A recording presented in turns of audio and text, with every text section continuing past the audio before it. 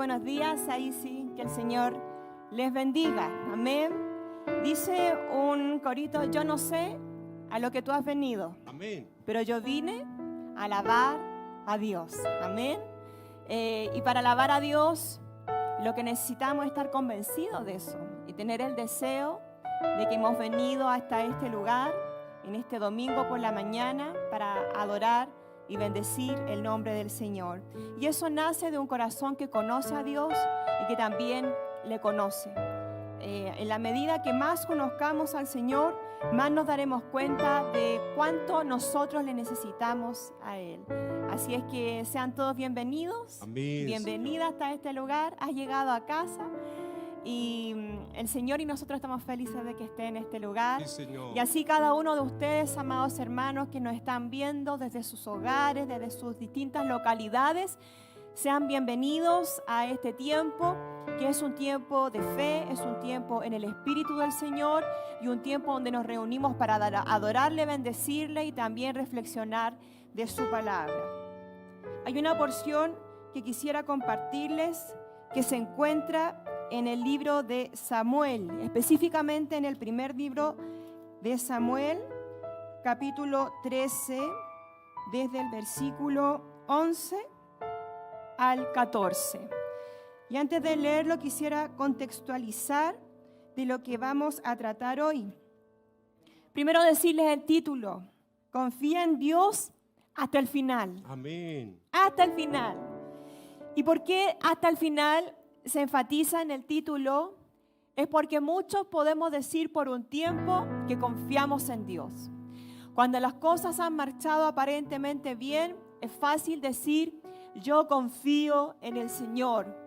Pero cuando llega un tiempo dilatado de prueba y vemos aparentemente el silencio de Dios o su falta de presencia, entre comillas, en nuestra situación, en nuestro problema, es difícil confiar si nuestra mira no está plenamente en Él.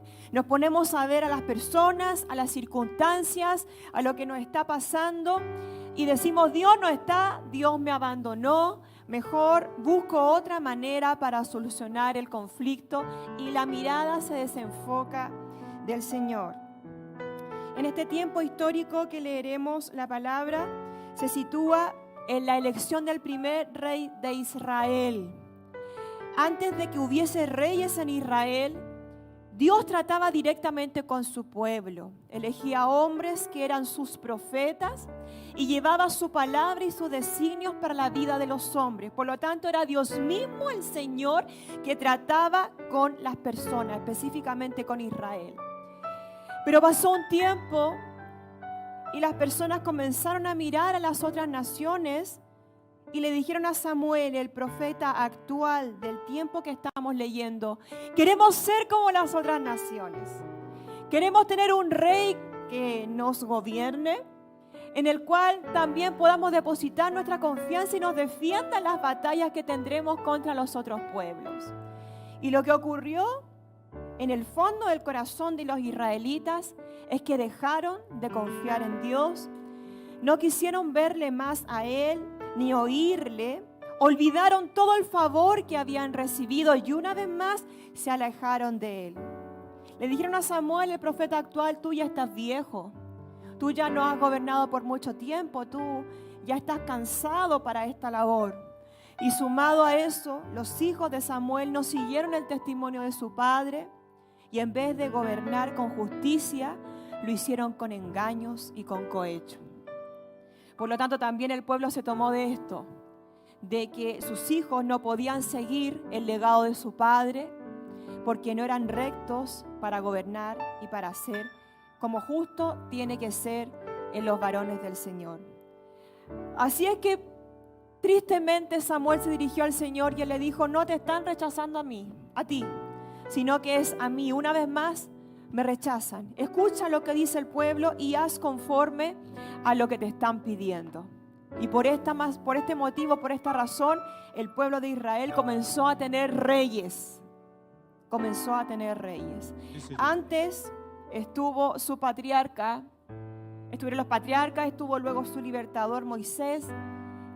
siguió también Josué. Luego de Josué vinieron los jueces, que eran sus profetas y libertadores. Y el último de ellos fue Samuel. Samuel, profeta y juez. Profeta porque llevaba la palabra de Dios, el designio para el pueblo, y juez también porque los gobernaba en asuntos políticos, económicos y de toda índole. Llegó el periodo de los reyes, se levantó Samuel, escogió al hombre que Dios le dictó, que fue Saúl. Saúl, primer rey. Y Saúl era bien particular, porque ante los ojos de los demás físicamente era inigualable. Dice la Escritura que era hermoso y que era muy alto. Le superaba del hombro para arriba a todos los israelitas. Por lo tanto, en apariencia era un rey que cumplía con los estereotipos que ellos estaban buscando. En su corazón se señala que era inseguro, porque cuando iba a ser ungido como rey frente a los demás, ¿qué fue lo que ocurrió? Él se escapó y se fue a esconder en los equipajes porque tenía temor. Era muy, muy temeroso. Pero podemos ver que Dios no nos escoge conforme a nuestras capacidades, sino que toma nuestras debilidades para poder Él glorificarse en nosotros. Y así lo quería hacer con Saúl. Todo había partido bien. Saúl había sido lleno del poder del Señor. Una vez que le fue ungido por Samuel la primera vez de forma individual, solitaria, solamente él, Dios y Samuel. Y luego de que se escondió, pudo ser escogido y elegido también frente a los demás y ungido como rey. Pero pasó el tiempo, pasó los meses, los días, y el corazón de Saúl, que había partido recto, donde estaba morando el Señor, el Espíritu Santo de Dios en su vida, él había profetizado, había sido elegido y escogido por Dios, comenzó a alejarse de él. Y las inseguridades que partieron se apoderaron de él y dejó de bastarse en la gracia del Señor, que le había dado la victoria, por ejemplo, frente a los amonitas. Él había sacado fuerzas de flaqueza porque el Espíritu Santo de Dios estaba en él y estaba persuadido de Dios y pudo lograr esta gran hazaña de vencer a los amonitas. Y ahora estaba frente a los filisteos, un pueblo temible que asoló a Israel hasta que se levantó posteriormente David. Pero nadie había podido derrotar a los filisteos. Los israelitas no habían podido hacerlo, sino que Dios los había defendido 50 años antes, en una batalla donde lo sobrenatural se presentó y el Señor con truenos, rayos y temblor hizo que los filisteos perdieran. Y ahora habían pasado 50 años, una vez más estaban los israelitas frente a los filisteos y Samuel le había dicho previamente a la batalla instrucciones específicas: espérame en el campo de batalla. No hagas nada, llegaré dentro de 7 días. Solo tú espérame junto al ejército. Nada más. Había sido clara la instrucción. Confió, llevó al ejército al lugar. Pasaron 7 días muy difíciles, porque dice la Escritura que tenían tanto miedo los israelitas que se escondieron. Dice, se escondieron en las montañas, se escondieron en cuevas, en fosos, en peñascos, en rocas y en cisternas. Y algunos huyeron tan lejos que pasaron el Jordán a la tierra de Gad y Galaad. Y Saúl permanecía en Gilgal, donde les había dicho Samuel que se congregaran, y todo el pueblo que quedó iba tras él temblando. Había miles de hombres, y de los miles quedaron 600 por el temor que tenían de los filisteos, porque realmente eran de temer. Pero se les había olvidado que el Señor ya los había defendido de los filisteos. Y no habían sido sus armas ni su fuerza lo que lo había hecho, sino que había sido el poder sobrenatural del Señor. Ya habían derrotado a los filisteos. Y hace poco habían derrotado también a los amonitas. Pero empezaron a desconfiar de Dios y empezaron a mirar al ejército poderoso de Filistea, numeroso y grande, también en armadura, en caballos.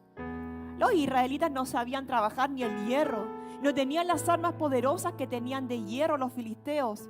Con suerte tenían unas de cobre y que no tenían filo. Entonces, claro, humanamente tenían que temer. Pero ¿dónde debía estar la confianza de ellos? En Dios. Él era su Señor. Él les había dicho que si confiaban en Él, siempre les daría Él la victoria. ¿Qué creen que hizo Saúl? ¿Habrá respetado los 7 días? ¿Habrá hecho nada como Dios le dijo por medio de Samuel? Lo que ocurrió lo encontramos aquí, en el versículo 11 del capítulo 13 de Primera de Samuel. Entonces Saúl, tomó el holocausto e hizo la ofrenda de paz. Se adelantó. Y lo que tenía que hacer el profeta, lo hizo Saúl. ¿Y saben por qué se adelantó?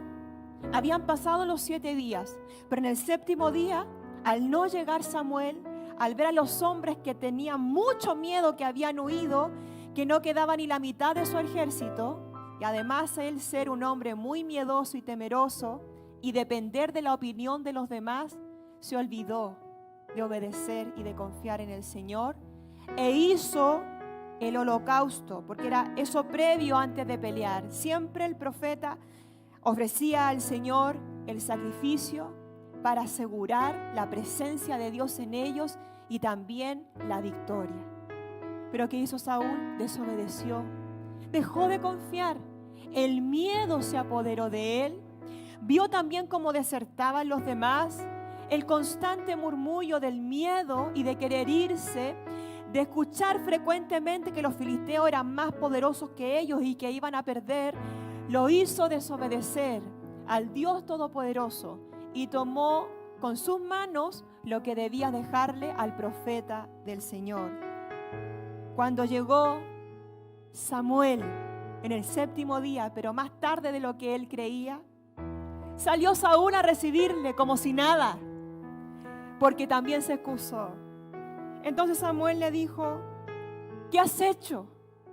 Y Saúl respondió: porque vi que el pueblo se me desertaba, se estaba yendo, y que tú no venías dentro del plazo señalado. Era el 7º día, pero más tarde de lo que él esperaba, y que los filisteos estaban reunidos en Micmas. Me dije: ahora descenderán los filisteos contra mí en Gilgal, y yo no he implorado el favor de Jehová.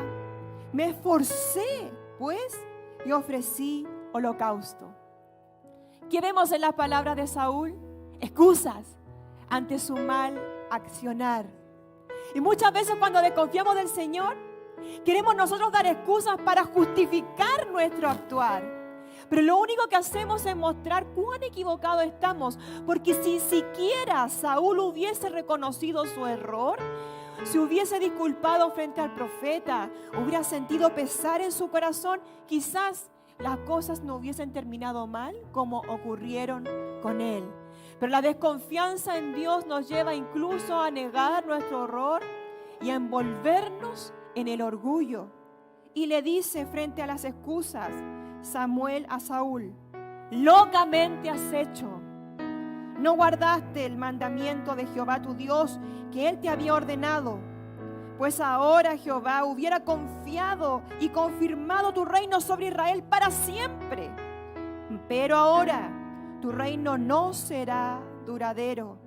Jehová se ha buscado un varón conforme a su corazón, al cual Jehová ha designado para que sea príncipe sobre su pueblo, por cuanto tú no has guardado lo que Jehová te mandó. Podría haber dicho Saúl: tanto castigo es para mí por haber desobedecido una sola cosa. Pero el que no confía en Dios no le sirve. El que no confía en Dios no se le puede confiar el reino, no se le puede confiar el ministerio de Dios, no se le pueden confiar las cosas sagradas, porque no reina Dios en su corazón, sino que reina la desconfianza, la opinión de los demás y el orgullo. Ya había pasado un tiempo, Saúl partió bien, pero en el transcurso de su reinado empezó a desenfocar su mirada en el Señor. Al principio confiaba, pero pasado un tiempo dejó de mirar a Dios y eso trajo desconfianza. Y no fue menor lo que hizo, sino que mostró realmente dónde estaba su corazón. ¿Dónde estaba su corazón? En lo que opinaran los hombres. ¿Y qué dice Jeremías? Maldito el hombre que confía en el hombre, más bendito el hombre que confía en Jehová. Eso Dios lo bendice, eso Dios lo aprueba, eso Dios le agrada. De hecho, cuando él fue ungido, dijo delante del pueblo: si temiereis a Jehová y le sirviereis, y oyereis su voz, y no fuereis rebeldes a la palabra de Jehová, y si tanto vosotros como el rey que reina sobre vosotros servís a Jehová vuestro Dios, haréis bien. Mas si no oyereis la palabra de Jehová, y si fuereis rebeldes a las palabras de Jehová, la mano de Jehová estará contra vosotros, como estuvo contra vuestros padres. Y terminó su discurso Samuel diciéndole al pueblo: solamente temed a Jehová y servirle de verdad con todo vuestro corazón, pues considerad cuán grandes cosas ha hecho por vosotros. Mas si perseveráis en hacer mal, vosotros y vuestro rey pereceréis. Samuel sabía que era lo que el pueblo necesitaba, y Saúl también sabía lo que él debía hacer. De hecho, el Señor sabía que el pueblo le iba a desobedecer, a desestimar. Moisés, en Deuteronomio 17, escribió en el libro de la ley las ordenanzas para el rey, no habiendo ningún atisbo de que fuera a surgir un rey. Pero Dios, que todo lo sabe, Dios que todo lo comprende, sabía que el pueblo una vez más iba a fallar y que requerirían de un rey. Las ordenanzas estaban, sabía lo correcto, y su confianza debiese haber estado en el poder del Señor y en la palabra establecida. Y eso debiera ser para nosotros suficiente, confiar en el Señor. Si confiamos, mostramos obediencia, sometimiento y amor al Señor. Y hay múltiples bendiciones que hay para aquellos que confían y obedecen al Señor. Más es radical el Señor. Si nosotros desconfiamos de Él, si desobedecemos, estamos primero mostrando lo que está en nuestro corazón, y segundo, perderemos todo lo que el Señor ya había preparado hermoso para nosotros. Yo no he venido a perder, ya que he sido seleccionada por Dios, así como lo fue Saúl y usted también, para estar dentro del reino del Señor, para gozar de su favor, de su dirección y de su privilegio. Tenemos que confiar en Dios hasta el final. Las cosas serán como Él ha dicho. Aunque pareciera que están por tardanza, Dios lo hará, como Él lo dijo. No desviemos nuestra mirada en el Señor, y Él se ha de glorificar en nuestras vidas. ¿Qué hubiese pasado si Saúl hubiese obedecido y confiado hasta el final? Su casa y su nombre hubieran sido establecidos para siempre. Pero al desobedecer a Dios y al mostrar lo que estaba en su corazón, no fue un hombre de confianza y perdió el favor de la elección que Dios había hecho para su vida. ¿Quieres que otro ocupe tu bendición? ¿Quieres que otro venga y te arrebate lo que Dios había preparado para ti? No. Confía en el Señor hasta el final, y Él te usará, te defenderá, te prosperará, se glorificará en tu vida. Amén. En la dificultad, frente al ejército opositor, Dios se glorificará y tomará lo natural para manifestarse de manera sobrenatural. Amén. Que el Señor les bendiga. Confía en Dios hasta el final. Amén. Pongámonos de pie, demos gracias al Señor por esta palabra. Gracias por tu palabra, Señor. Tú conoces nuestro corazón. De hecho, tu palabra dice que nuestro corazón es engañoso y perverso. ¿Quién más lo conoce sino tú, Dios mío? Y lo señala así también por tu palabra. Por eso, en vista del análisis de nuestro corazón, necesitamos estar constantemente en tu presencia, meditando de tu palabra, estando en estos tiempos de reunión, de culto, de adoración, para que nuestra mente, que nuestro corazón esté enfocado, no tenga miedo, ni se deje influenciar por lo que está en nuestro alrededor. ni por las circunstancias que estamos pasando. Señor, tú nos has elegido y esperas que confiemos en ti hasta el final. Que no nos dejemos sobrepasar por la presión, ni tampoco por lo que nos dicen los demás, ni por el tiempo, ni por las circunstancias. Si tú has dicho una palabra para nosotros, esa se ha de cumplir. Aunque creamos que ya es tarde, aunque creamos que te estás demorando mucho, no. El tiempo tuyo es perfecto, Señor. Solo afirma nuestro corazón para que éste no tenga miedo. Que venga tu presencia cada día a afirmar nuestros pensamientos. Porque tú no nos has dado, Señor, un corazón temeroso, sino que nos has dado espíritu de amor, de poder y de dominio propio. Eso es lo que dice tu palabra. Mientras estemos en ti, confiaremos plenamente en lo que tú has dicho, en tus tiempos y en tus formas. Mas si nuestra mirada se desenfoca, tendremos miedo, nos frustraremos y eso nos hará cometer errores que pagaremos tristemente y largamente también. No queremos terminar como terminó Saúl, por haber escuchado a los demás y por haberse apoderado de él el miedo, sino que queremos mirarte solo a ti y esperar en el tiempo y en las formas que tú nos has dicho por tu palabra. Fortalézcanos, Espíritu Santo. Espíritu Santo Consolador, ven a nuestras vidas, que nos da fuerzas para seguir y nos impulsa incluso cuando estas fuerzas ya se nos han ido. Gracias por tu palabra, bendígala en cada vida, en cada corazón, y que este mensaje no vuelva en nadie vacío, sino que esta tierra que es nuestro corazón sea rica en nutrientes para poder recibir esta semilla y esta dé total fruto en nosotros. Todo esto, Padre, se lo agradecemos y también rogamos en el nombre de Jesús, nuestro bendito y buen Salvador. Amén y amén. Gloria a Dios, gloria a Dios, gloria a Dios, gloria a Dios, gloria a Dios para siempre. Confíe en Dios hasta el final. ¿Ha perdido la confianza? ¿Se ha puesto difícil la prueba? ¿Será que Dios se olvidó de mí? No, Señor. No.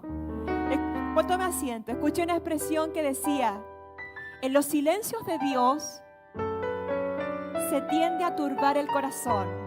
Pero debemos saber que es un tiempo de examen. Y Él es como nuestro profesor y nosotros somos como los estudiantes que estamos rindiendo el examen.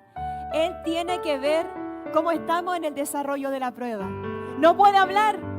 Si no va a retroalimentar después de la prueba, nos dirá: mira, en esto estuviste bien y en esto estuviste mal. O quizás tuviste un examen y te sacaste un 100%, que sería lo ideal. Pero si no, tenemos que entender que en el desarrollo de la dificultad de la prueba, Él nos está observando para ver cómo nosotros funcionamos, si está la fe en nosotros, si está su palabra en la dirección de lo que estamos haciendo, o si realmente en esa prueba, en esa dificultad, mostramos que no hemos aprendido nada. ¿Qué nota nos terminaremos sacando en la prueba? El máximo, la mitad. Que Dios tenga misericordia de nuestras vidas y nos fortalezca para seguir a mirar adelante solo mirándole a Él, que es el blanco perfecto.